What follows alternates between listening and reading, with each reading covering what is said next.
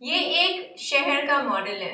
एक शहर में मुख्तलिफ किस्म की सड़कें होती हैं, रोड्स होते हैं, हाईवेज होते हैं और मुख्तलिफ बिल्डिंग्स होती हैं। जो बिल्डिंग्स होती हैं वो डिफरेंट वजहों से बनाई जाती हैं।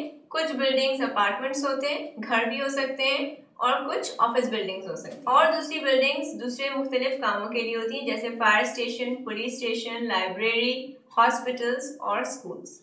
ये एक रेजिडेंशियल इलाका है जहाँ पे घर है, ये पार्किंग है और इसके अराउंड उन्होंने थोड़ा सा पार्क बनाया हुआ है। शहर में हर तरफ सड़कें हैं।